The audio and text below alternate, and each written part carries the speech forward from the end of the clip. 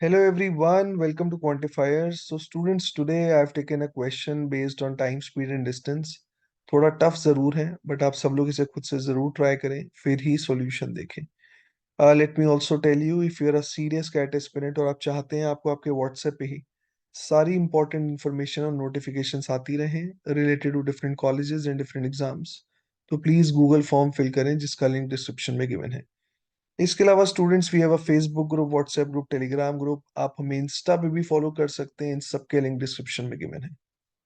So here is the question, please pause the video and give it a try. Okay students, I hope आप सबने try किया होगा. एक बार देख लेते हैं क्वेश्चन में क्या गिवन है. Train T leaves station X for station Y at 3 p.m.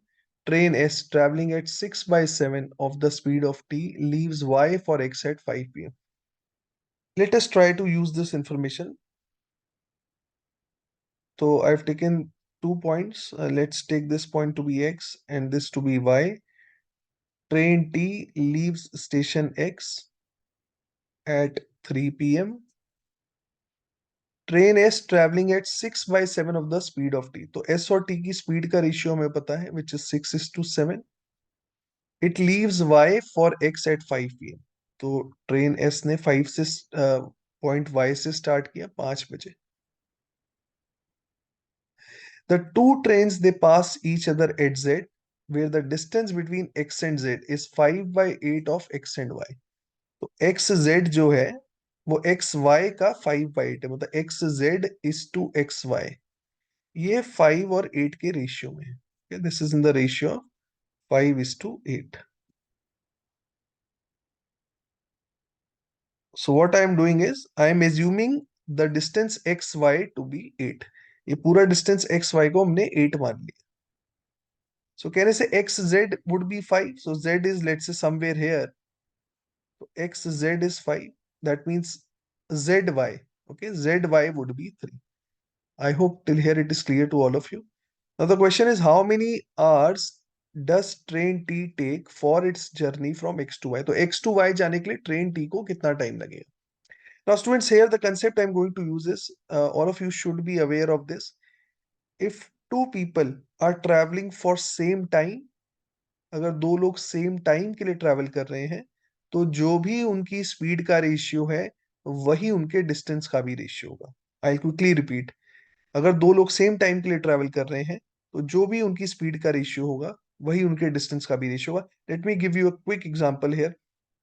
मान लेते हैं ए और बी हैं दो लोग, और दोनों ने 2 घंटे के लिए ट्रैवल किया. Okay, 2 hours. Time is same for both of them. A की स्पीड को मैंने ले लिया let's say 30 kilometres per hour, और बी की स्पीड को मैंने ले लिया 50 kilometres per hour. So can I say I've taken the time to be 2 hours for each of them, and I've taken their speeds as 30 and 50. I can calculate their distances. So distance covered by A in 2 hours would be 60. Distance covered by B in 2 hours would be 100. तो concept हमारा क्या था कि आप देखिए जो भी इनकी स्पीड का रेशियो है, स्पीड का रेशियो 3:5 है, वही रेशियो उनके डिस्टेंस का भी आएगा. That will also be in the ratio of 3:5. तो जो भी स्पीड का रेशियो वही डिस्टेंस का ratio if two people are travelling for the same time.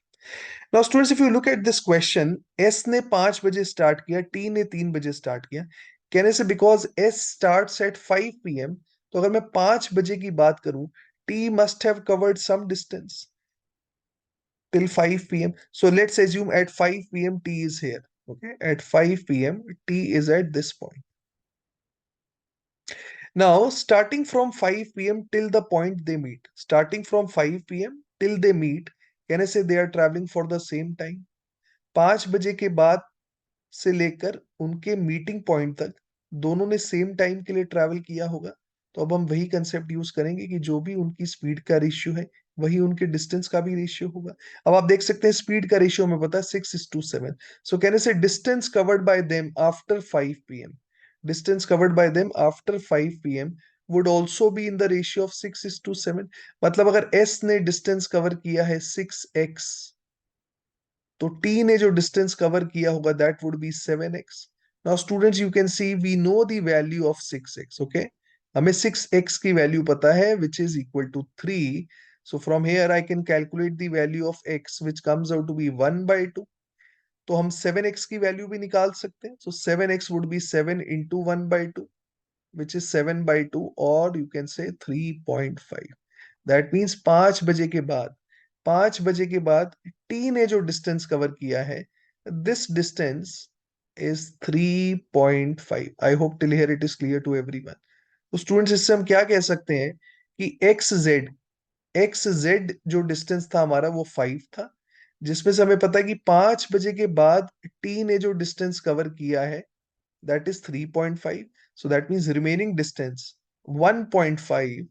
It was covered by T in 2 hours. 3 बजे से लेकर 5 बजे तक. So 1.5 डिस्टेंस कवर करने के लिए T को लगते हैं 2 hours. So the question is T को कितना टाइम लगेगा एक्स टू वाई कवर करने में. Know the complete distance X Y I have taken 8. So just apply unitary method. अगर 1.5 के लिए 2 आवर्स लग रहे हैं तो 8 के लिए कितना टाइम लगेगा. So that would be 8 into 2 by 1.5 which is 16 by 1.5, है ना. 16 डिवाइडेड बाय 1.5. अगर मैं ऊपर नीचे 2 से मल्टीप्लाई कर दूं I get 32/3 hours. So 32/3 hours. So if you want, you can convert it into hours and minutes. So that would be 10 hours complete, and 2/3 of hours, that would be 40 minutes. So 10 hours 40 minutes will be the exact answer. Tough जरूर है but बहुत कुछ सीखने को है इस question में. तो यार वीडियो पसंद आए प्लीज लाइक करें, अच्छा सा कमेंट करें, वीडियो को दोस्तों के साथ शेयर भी करें. चैनल सब्सक्राइब नहीं किया तो वो भी कर लेना. Thank you everyone.